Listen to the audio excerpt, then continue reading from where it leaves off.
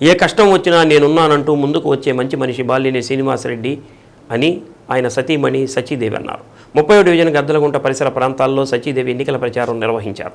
సచీదేవి వెంట deputy mayor వెల్లనాటి Madhavarao ఇంటింటికి తీసుకువెళ్లి స్థానిక ప్రజలకు పరిచయం చేశారు.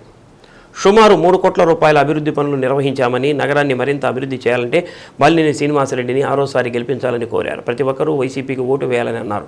మరోసారి గెలిపించినట్లయితే 400 కోట్ల రూపాయలతో అండర్ డ్రైనేజ్ వ్యవస్థను ఏర్పాటు చేస్తారని ప్రజలకు హామీ ఇచ్చారు. ఇప్పటికే ఇళ్లు లేని నిరుపేదలకు 25,000 మందికి ఇళ్ల పట్టాలను అందించడం జరిగిందని అన్నారు. 8 నెలల్లో ఇళ్లు కట్టి లబ్ధిదారులకు ఇస్తామని సచీదేవి ప్రజలకు తెలిపారు. కార్యక్రమంలో డివిజన్ అధ్యక్షుడు మురళి, కార్పొరేటర్ చంద్రకళ, నాయకులు కాకుమాను సునీల్, సోమశేఖర్, చిడితోటి రాంబాబు, సిక్కామణి, నాని, ఈదుపల్లి రేణుక, రామారావు, తాడిపత్రి చిరంజీవి తదితరులు పాల్గొన్నారు.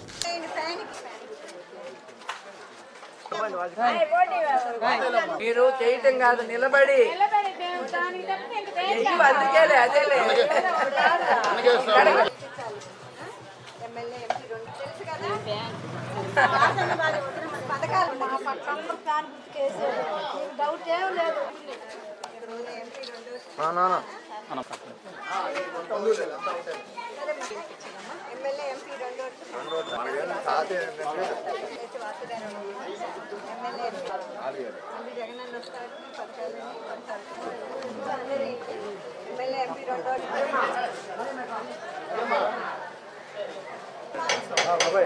వచ్చా ఏడు మీ తమ్ముడు ఏడి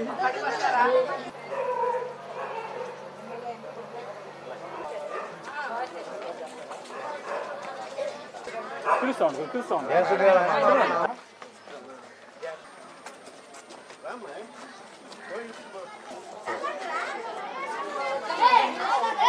తర్వాత బాగండి